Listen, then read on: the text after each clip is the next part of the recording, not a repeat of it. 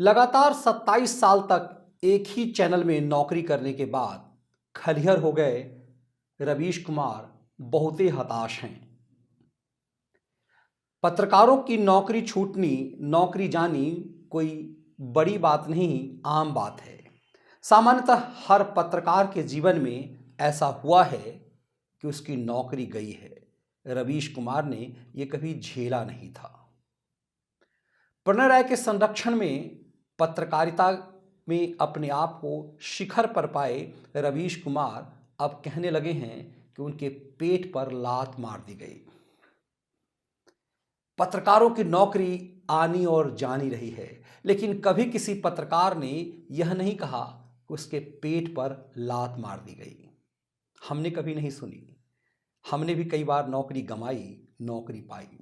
अपने दर्जनों साथियों को देखा कि चैनलों में नौकरी गई और आई, लेकिन पेट पर लात मारने की बात कोई मजदूर करता है। पत्रकारिता मिशन का पेशा है, इसीलिए कभी किसी पत्रकार ने ये बात नहीं कही। तो पहला सवाल ये उत्पन्न होता है कि रवीश पत्रकारिता कर रहे थे अब तक, या किसी पॉलिटिकल पार्टी के एजेंडे को लेकर चल रहे थे। रवीश कुमार जिस एजेंडा पत्रकारिता को लेकर के चल रहे थे, अब धीरे धीरे लगने लगा है कि उनका उद्देश्य पूरी तरह पॉलिटिकल था। आप रवीश की पत्रकारिता और केजरीवाल की राजनीति को यदि देखेंगे तो एकदम एक जैसा विक्टिम कार्ड होगा। सब लोग मिले हुए हैं जी। रवीश जब खलिहर हुए तो उन्होंने जिन जिन लोगों को इंटरव्यू दिया, चाहे वो अजीत अंजुम हो या फिर दूसरी करण थापर हो। करण थापर को तो उसने ऑनलाइन इंटरव्यू दिया और इस इंटरव्यू में रवीश ये कहते नजर आए कि मेरे अलावा कोई सरकार से सवाल नहीं पूछने की हिम्मत कर पा रहा। ये थप्पड़ सबसे पहले उन्होंने करण थापर को मारा, अजीत अंजुम को भी मारा। जो लोग ये कहते हैं गोदी मीडिया, उन सब के लिए कि क्या सिर्फ रवीश ही सरकार से सवाल पूछते हैं। उन्होंने एक वर्ग पैदा कर दिया, गोदी मीडिया। कमाल की बात यह है कि जिसकी नौकरी वो करते रहे जीवन भर, वही गोदी में बैठा रहा सरकार के। रवीश की पूरी पत्रकारिता गोदी मीडिया की रही, लेकिन उसने हमेशा कहा कि गोदी मीडिया, अब वो गोदी स्टेट शब्द इस्तेमाल कर रहे हैं। रवीश जिस ढंग से इंटरव्यू अब दिए जा रहे हैं, ये साफ लग गया है कि उन्हें भविष्य में पत्रकारिता नहीं करनी है।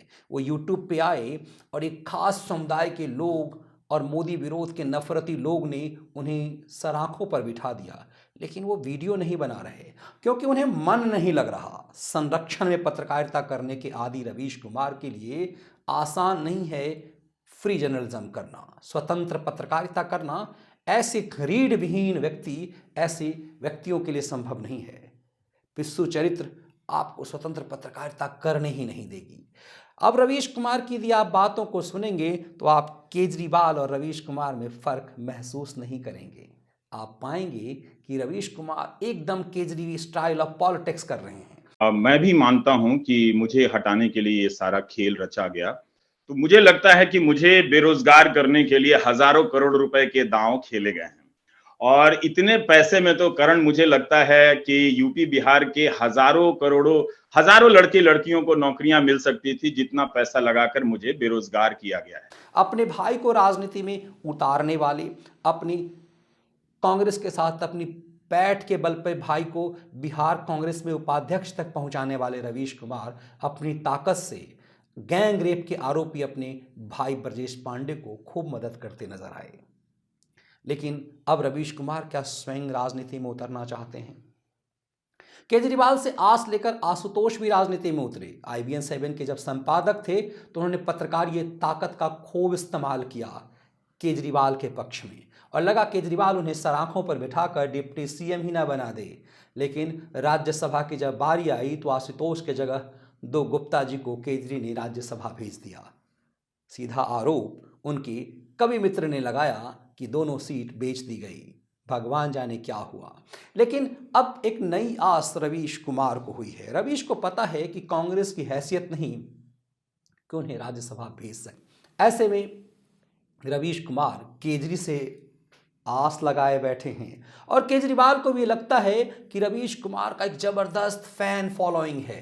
सोशल मीडिया के दौर में रवीश की जो फैन फॉलोइंग है ये एक समुदाय विशेष के लोग हैं, मोदी विरोध के लोग हैं, कांग्रेस समर्थक लोग हैं और केजरी कांग्रेस की वोट को ही तो जीत रहे हैं, खींच रहे हैं। ऐसे में रवीश केजरीवाल की तरफ देख रहे हैं और केजी रवीश की तरफ। दरअसल केजरीवाल को अब साफ लगने लगा है कि उनके सिसोदिया का जेल जाना अब तय है। सिसोदिया के खिलाफ ईडी ने अब पूछताछ की नए सिरे से तैयारी कर ली है। चार्जशीट दाखिल हो चुकी है। सिसोदिया उसमें एक्यूज नंबर 1 है। 100 करोड़ रुपए के शराब घोटाले का खेल है और उससे भी महत्वपूर्ण कि सिसोदिया को तो अब हेमंत विश्व शर्मा कतई छोड़ने वाले नहीं हैं। देश की सबसे बड़ी अदालत में हेमंत विश्व शर्मा से पनाह लेने पहुंचे सिसोदिया को सुप्रीम कोर्ट ने हरकाया और कहा, जाके हेमंत विश्व शर्मा से माफी मांगो, तुमने उनकी पत्नी और उनका मानहानि किया है, इसलिए तुम्हें माफी मांगनी होगी और यदि माफी नहीं मांगे तो जाकर के ट्रायल फेस करो। दरअसल सिसोदिया ने हेमंत विश्व शर्मा की पत्नी पर आरोप लगाया था कि उन्होंने कोविड काल में पीपीई किट 600 रुपए के बदले 900 रुपए में बेचकर सरकारी लाभ कमाया और अपने पति के पावर का इस्तेमाल किया।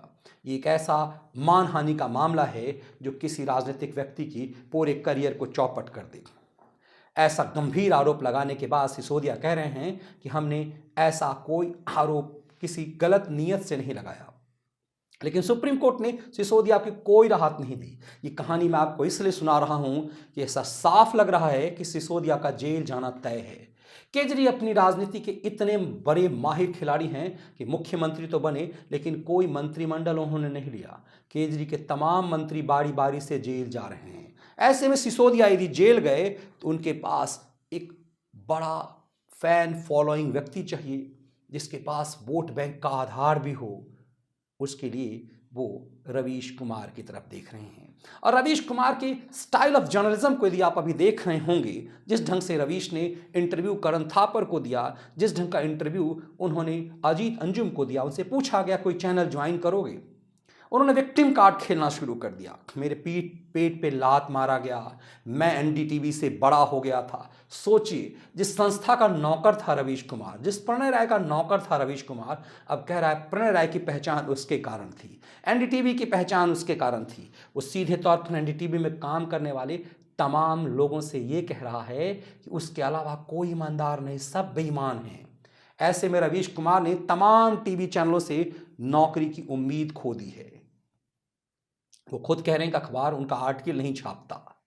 इसका मतलब है कि वो आर्टिकल अब किसी अखबार में छपवाना भी नहीं चाहते या फिर विक्टिम कार्ड खेलकर छपवाना चाहते हैं। जो बात वो कह रहे हैं किसी भी अखबार मालिकों के लिए ये भी एक परेशानी का सबब हो सकता है।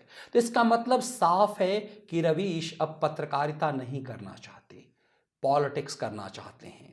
तो उनके लिए शॉर्टकट सिर्फ केजरीवाल हैं, क्योंकि कांग्रेस में उनका कोई भविष्य नहीं है और केजरीवाल उनकी तरफ इसलिए देख रहे हैं कि सिसोदिया का जेल जाना तय है। तो क्या सिसोदिया की जगह केजरीवाल रवीश को बैठाएंगे?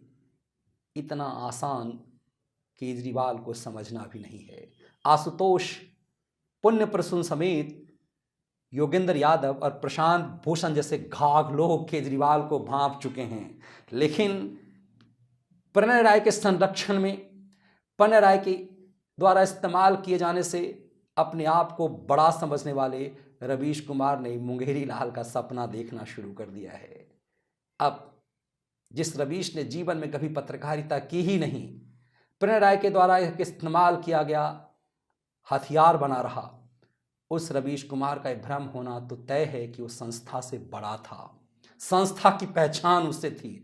रवीश का ये भ्रम एकदम केजरीवाल के भ्रम जैसा है।